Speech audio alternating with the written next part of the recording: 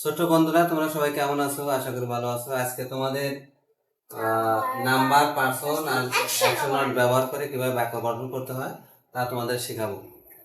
কেমন? ঠিক আছে। দেখো, তোমাদের এই ক্লাসটা 1 থেকে 5 পর্যন্ত সবার জন্যই প্রযোজ্য, সবারই শেখার প্রয়োজন আছে। আমরা কি শিখবো? Food, soil, sun, plant, give, little, next, play এই শব্দগুলো দিয়ে কিভাবে বাক্য তৈরি করতে হয়। তোমাদের ছোট ক্লাসে যারা তোমরা 1 থেকে 5 পর্যন্ত পড়ো তাদের সবার জন্য এটা শেখার প্রয়োজন আছে। দেখো, এই নাম্বার, পার্সন আর অ্যাকশন ওয়ার্ড, অর্থাৎ নাম্বার আর পার্সন মানে কি শিখে কিভাবে বাক্যটা গঠন করতে হয় খুব সহজে তোমরা এই ক্লাসটা দেখলে বুঝতে পারবে। আর আমরা এই আজকের এই ওয়ার্ডগুলো নির্বাচন করেছি ক্লাস 2য় শ্রেণীর বই থেকে। তোমরা এখন দেখো আমরা কিভাবে বাক্য গঠন করতে খুব সহজ নিয়মে, তোমরা খুব খেয়াল করবে। হ্যাঁ, ঠিক আছে। দেখো এখানে আমরা প্রথমে কি পুট, এখানে আমরা লিখেছি কি Rema put soil in a pot. Rema মাটিতে পাত্রে মাটি রাখে। তাহলে আমরা দেখো এখানে আমরা কিছু নাম্বার, তাহলে রেমা কোন নাম্বার?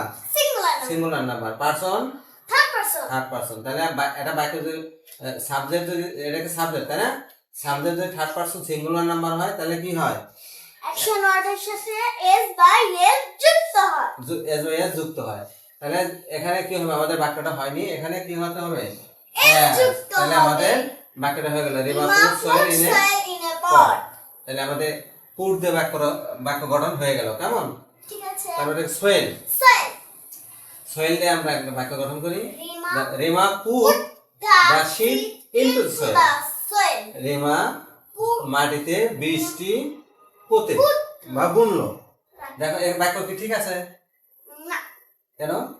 আসলে রিমা তো থার্ড পারসন সিঙ্গুলার নাম্বার। হ্যাঁ, Rima third person singular number, সেজন্য কি তাই হবে? অ্যাকশন ওয়ার্ডের সাথে এস বা এস যুক্ত হবে। অ্যাকশন ওয়ার্ডের সাথে এস বা এস যুক্ত হবে। যুক্ত হবে।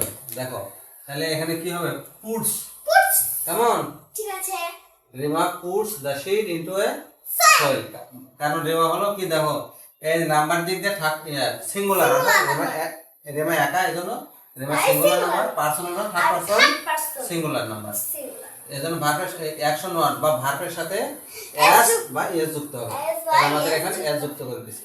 এখন দেখো এটা কি? I put the pot in the sun.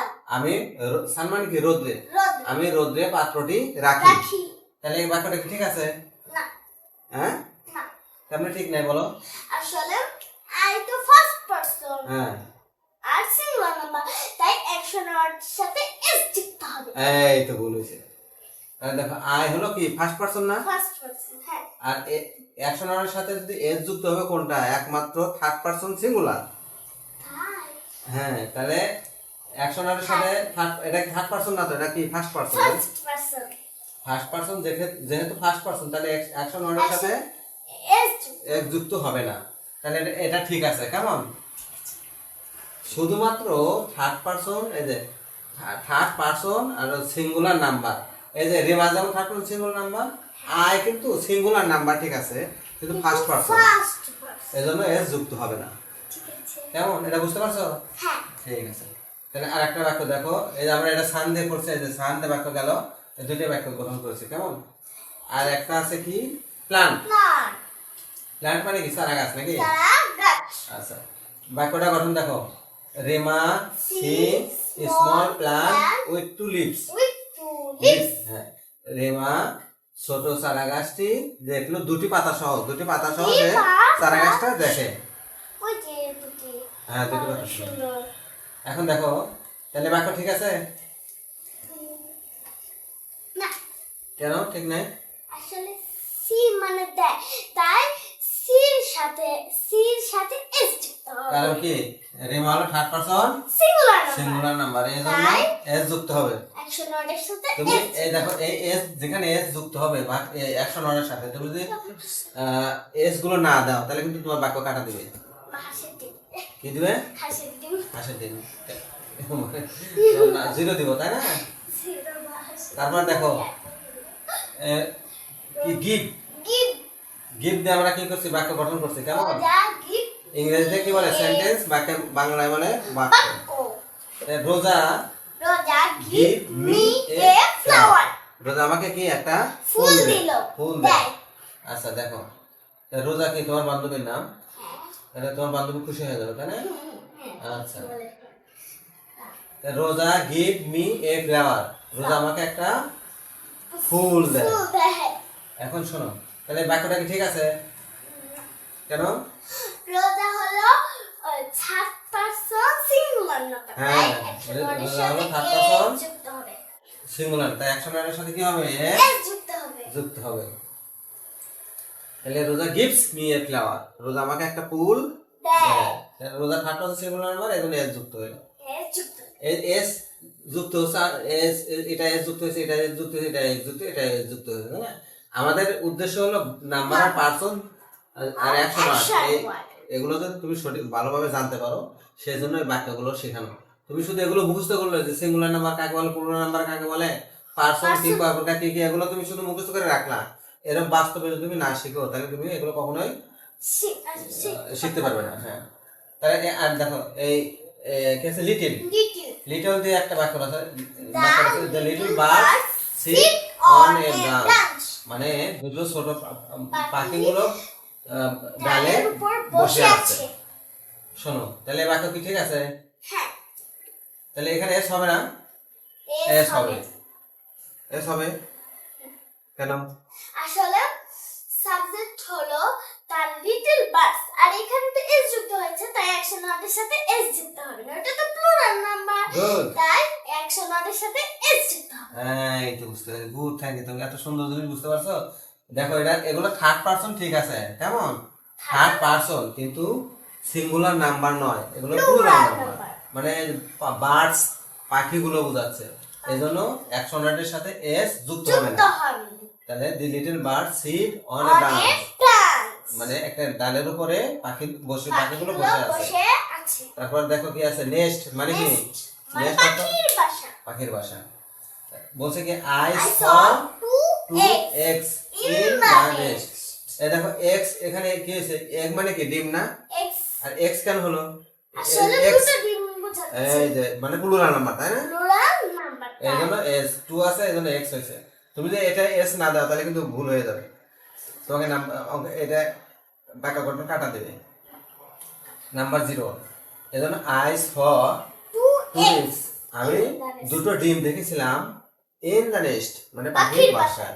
আমি দুটো ডিম দেখেছিলাম পাখির পাখির বাসায় আমি দুটো ডিম দেখেছিলাম। দেখেছিলাম। এই যে সি আছে না, হ্যাঁ, সি মানে দেখা, স মানে দেখেছিলাম, অর্থাৎ এদের অতীত রূপ হলো স। স। এটা তোমাকে সামনে ক্লাসে উঠলে তোমাকে এগুলো শেখাবো, অথবা সামনে দেখেছিলাম মানে আগে দেখেছিলাম, আগে আর দেখেছিলাম। সি মানে এখন দেখছি। এখন দেখে, হ্যাঁ এখন দেখে। এই তো সুন্দর, বুঝতে পারছো। এগুলো তোমাকে ইংরেজিতে শেখাবো আর কয়েকটা ক্লাস পরে। তারপর দেখো, এ বলছে কি প্লে, প্লে মানে অর্থ কি? প্লে মানে খেলা। খেলা। তাহলে এটা কি? Messi Messi. Play football. ওই যে মেসির খেলা হচ্ছে তো, হ্যাঁ হ্যাঁ, 3টা গোল দিয়েছে মেসি। তাহলে Messi play football football, Messi football খেলে। খেলে। ঠিক আছে, ঠিক আছে, ঠিক আছে, হ্যাঁ ঠিক আছে, বাক্য ঠিক আছে, মেসি ফুটবল খেলে। বাক্য ঠিক আছে। দেখো তো ভুল আছে না কোথাও? কোথাও কি ভুল আছে? ভুল আছে কোথাও? আগে দেখবে একটা বাক্য, আগে দেখবে সাবজেক্ট কোনটা, সাবজেক্ট কোনটা এখানে? মেসি। মেসি, এটা কোন নাম্বার? থার্ড। কোন নাম্বার? Singular number. সিঙ্গুলার। আর কোন পারসন? Third person. তাহলে ভার্ব বা অ্যাকশন এর সাথে কি হবে? এ যুক্ত হবে। এ যুক্ত হবে। কেমন?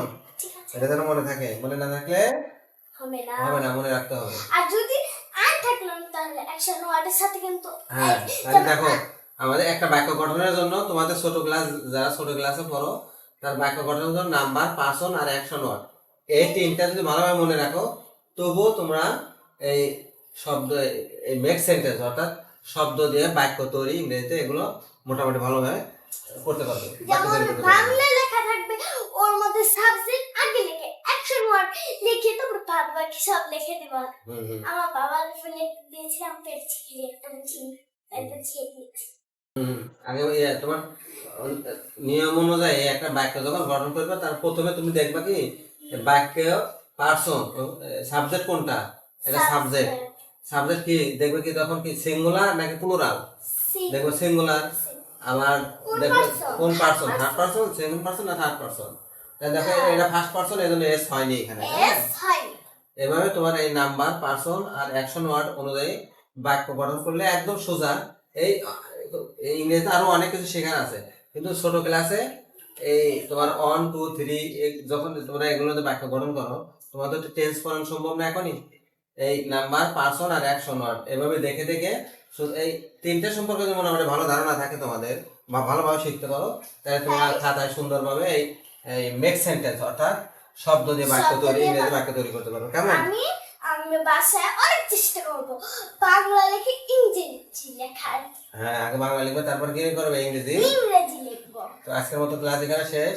পরবর্তী ক্লাসে তোমাকে শেখাবো হলো মানে কিভাবে প্রশ্ন তৈরি করতে হয়। কিভাবে প্রশ্ন তৈরি করতে হ্যাঁ। হয় ইংরেজি, তোমার প্রশ্ন লেখা লাগে, প্রশ্নের উত্তর কিভাবে লিখতে হয় এটা তোমাকে শেখাবো। তো সবাইকে তাহলে তোমাদের সবাইকে ধন্যবাদ। তোমরা ভিডিওটি বারবার দেখো, বারবার দেখলে পরে তোমরা এগুলো নাম্বারগুলো ব্যবহার করে এই নাম্বার, পার্সন এগুলো ভালোভাবে শিখলে পরে তোমরা সুন্দরভাবে ব্যাখ্যা গঠন করতে পারবে। সবাইকে জানাচ্ছি আল্লাহ হাফেজ।